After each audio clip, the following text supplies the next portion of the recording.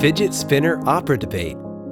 In this unit, students will use opera to understand the function of reasoning and evidence in a debate about fidget spinners in schools. Students will explore and describe relationship between musics and other content areas. They'll also describe how context can inform a performance. Students will then perform music with appropriate expression, technique, and interpretation. Students will also explain how an author uses reasons and evidence to support particular points in a text. So every time we have a new skill, I like to introduce the standard that we're going through by having a chant. Very simple, very quick, and it's telling them what I want them to know in a short matter that is always fun for them. A claim is a statement that answers the questions. Evidence supports the claims. Reasons explains how and why. Evidence supports the claim. And then I gave examples. I asked the kids, whenever you want something from your parent, you don't just say, "Mom, buy me this." You sit with your mom and you say, "Mom, I really need this, I want you," and then you list the reasons why you should have that. Persuade mom to buy you Starbucks. What are reasons why she needs to buy you Starbucks? It will be easier for me to learn, and I can get all my knowledge in my brain faster. Another thing that I did, I went online and got a template for text messaging, and I had a conversation between myself and the principal, and that was allowing video games at school. And she said, "But Miss O, video games might be good for them." My fingers started typing so fast. I have so many reasons that this is very, very bad. So again, the kids were like, "This is a real text you had?" And they're engaged the whole time. I was able to show the kids you always have to support your evidence with reasons. So if I provided all of these reasons on why something should happen, I might be able to what? Persuade someone to change their mind. Well, the first thing that I always try to do is, I always feel that I need to answer a question for students is why I'm in their classroom. And so the first thing that I do is take them through the science of music and show them how music affects the brain, how the brain processes music. Then it sends that information to the brain to what we call the auditory cortex to show how we're going to harness what their brain does so wonderfully to do a new skill. And then I take them through teaching them what opera is, getting them to create something, any story like, what you did for breakfast this morning, or how was your bus ride to school. You were eating buku snacks on the bus, all right? So somebody says, "Do you want some snacks?" Do you want some snacks? Everybody says, "Yes, yes, yes, yes, yes, I want some snacks." And so we look at how any story can be built into an opera. After we did that, we broke apart the passage. We read the passage on the fidget spinners, and the worksheet was basically a student who is bringing fidget spinners to school and he's very distracted. The teacher tells him put it away and that they're not allowed. And so then inside of that passage, it's these scientific experts that are saying why kids should have them in school, and then there are these other experts that are saying why they're not. So it's two views, but these views have reasonings behind them. Do you think that she is for or against it?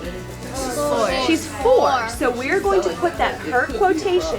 I think that it should go under yes, their distraction, because the principal said that his fidget spinner was distracting him from his classwork. Maybe he was probably spinning it and then looking at the board, but he was kind of paying more attention to his fidget spinner. We just continue figuring out, okay, this person is for it, why? I need you to find evidence in your text that's going to support why. Who is for it, who's against it, but why? And we just continued asking these questions. And we go from there to the text and look at how we want to translate that into the opera, and looking at the experts as people, looking at the kid with the fidget spinner, how he feels about it.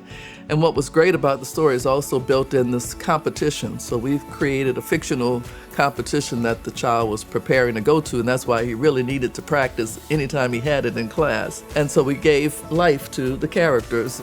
All right, well, we've gotten a lot of work done. We looked at the worksheet, we found quotations. We took all of that information and we took those quotations, and the quotations became lyrics. So one of the things when I'm showing them opera or I'm performing different things for them is I show them how composers use melody, how they use rhythm, how they use timbre and tempo to kind of give the feeling of where they're trying to lead you.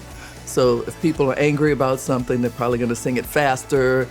Maybe some higher pitches will be involved. We'll have a contest, so please don't take it away. And how would Ben sing that? I have to go to a contest. Please don't take it away. All right, good. Like Miss Joseph said, I'm thinking about the person who played the principal. And when he spoke, he was very dramatic. And so he took what Miss Joseph told him about, all right, how would they speak if they want your attention? Or if they want to come and give you a point, how would they speak? Sorry for the interruption, but I would like to announce that fidget spinners are not allowed in school. Sorry for the interruption, but I would like to announce that fidget spinners are not allowed in school. So we took everything. We took those quotes from the worksheet. We came up with the story, and then we split the class in half. Half were for fidget spinners in school, and the other half were against it. And then we had the principal, we had the debate moderator, we had the experts at the debate, and we had the kid who was the fidget spinner person who was going to win $10,000 at this competition. From there, we practiced and worked on it and finally put together the final product that we videotaped. I need to practice. I need to win the $10,000 grand prize. Is it fair to ban fidget spinners? Let's hear from our panel of experts. How and the why. Evidence supports the claim. A lot of these kids took a lot to get them out of their comfort zone. So after we gave them just some encouragement, and when they have that motivation and courage and they're like, all right, if she thinks I can do it, then I can do it. All of a sudden you have all these stars in your classroom who are singing. They're just so cool. They become more of an attention grabber than a helpful tool.